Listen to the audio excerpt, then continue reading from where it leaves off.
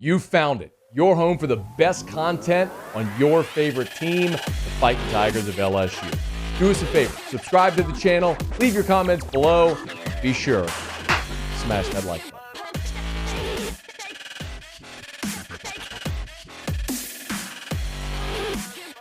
There are 9 LSU Tigers that have been invited to the Pro Football Scouting Combine coming up here in a few weeks in Indianapolis. And I kind of look at this list, and I always look at the guys going to the combine and think, all right, who's got the best chance to to make some headway, the best chance to improve their stock, and who maybe has the most to lose when they go there.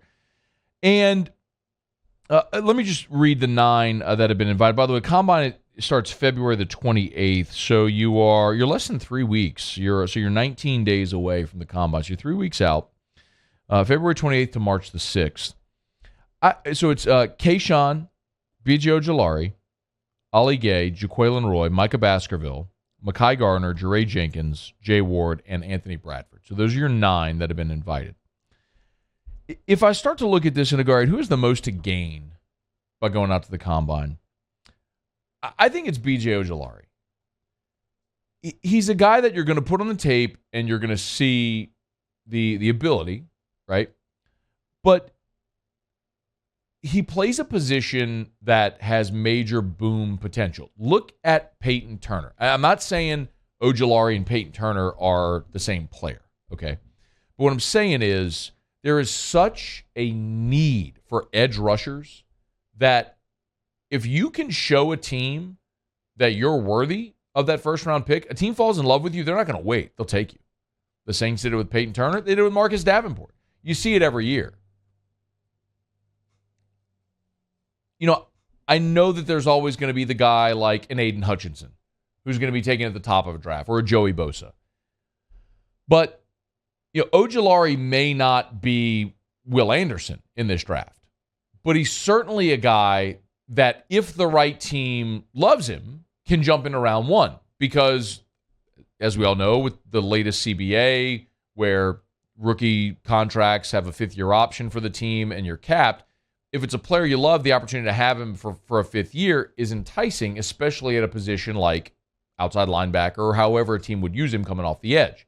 So Ojulari is one of those guys that great team guy. He'll have the measurables. If he can go perform well, like if he can catch eyes, and I would say the other thing that's most impressive about BJ is he's just an impressive person. Like he's the guy that's going to go into the interviews and crush it. So I think, last year this was easy. Derek Stingley was the guy who went with the most to gain because throughout the season and having been injured and opting out the rest of the way, there were a lot of questions. He went to the combine and nailed it. He answered all the questions and he ran at his pro day. And once he ran at his pro day, it was like, okay, we're good. And he went 3rd overall. I think it's Ojulari this year. I think he could be a guy that gets into round 1 in the last, maybe the last 5 picks of round 1 thereabouts, and could stand to make himself an awful lot of money. The guy who I think has the most to lose is Kayshawn. And that may sound odd because Kayshawn, in some respects, might be viewed this year the way Stingley was a year ago. A guy who was thought to be a first-round pick, had the issues his last year on campus, missed some time, opted out, all that sort of stuff. And Kayshawn didn't opt out. He did at the bowl game. But I don't know that Kayshawn, even if he goes to the combine and runs 4.38, I don't know if Kayshawn's getting back into the top half of round 1. There's just too many questions surrounding him.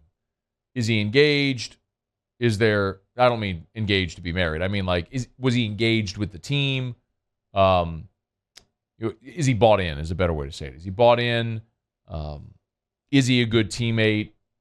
The bad body language that people talked about, all the stuff that became part of the narrative around Kayshawn. I don't know that he can overcome all of that at the combine.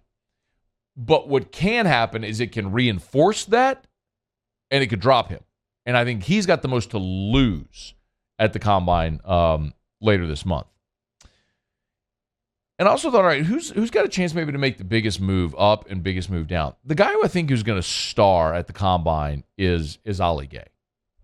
Because for some of the reasons we just talked about with Ojulari, Ali Gay, when so many teams at the Combine fall in love with the athlete instead of the football player. With Ali Gay, he just happens to be both. But when he's the guy that when he gets off the bus, the all-airport team sort of guy, teams are going to look at Ali Gay in a muscle shirt and workout shorts, gym shorts, and just be floored by just the physical stature of this man. And that's going to shoot him up boards. And when people know him and that he's a good dude, know his story and everything, he's like all the things that you worry about whenever a young dude gets broke off, how he's going to handle it, they're not going to worry about that with Ali Gay. So I think Gay is going to be one of those guys who goes to the Combine, who tests exceptionally well. But what is Ali Gay's draft ceiling? I don't think it's as high as B.J. Ojulari's, because while he's the big end, I don't know that he's the guy that you're ever going to look at and say, yeah, that's going to be a double-digit sack guy in the NFL. I'm not saying it can't happen, but I don't know that it will. But Gay is the guy I think that people come out of the Combine talking the most about. And if I had to say one guy who might struggle, and I hate to say it this way because I never want to sound negative toward a guy or whatever, but this whole list, I think guys like Mekhi Garner and Jeray Jenkins, all define. Micah Baskerville, his size may hurt him, whenever NFL teams are looking at him. But I mean, when he goes to the Combine, I'd be most concerned about a guy like Anthony Bradford. What's his weight going to be like, and is he going to be able to move? Because if he doesn't, if his weight's not in control and he's not moving really well throughout the drills, that could hurt him with a lot of the agility stuff that they look at with these offensive linemen. A place where so many guys have elevated because of their athleticism at their size. I wonder about it with Bradford. So he's a guy that I think needs to show up in great shape at the Combine coming up later this month. So 9 LSU Tigers invited to Indy for the Combine. It's Kayshawn, B.J. Ojulari, Ali Gay, Jay Roy, Micah Baskerville, Mekhi Garner, Jeray Jenkins, Jay Ward, and Anthony Bradford. So, and in honesty, I think Jeray Jenkins is another really interesting one as well. Perpetually overshadowed during his time at LSU because of guys like Jamar Chase and Justin Jefferson and Kayshon Boutte.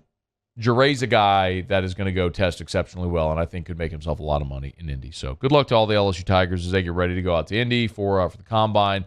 As people say, the biggest job interview of your life, right? So good luck to all the guys. Coming up later this month, we'll certainly cover it and keep you up to date as we get closer to it. Hey, thanks so much for watching. Please leave your comments. I love to interact, and be sure to hit the red subscribe button below.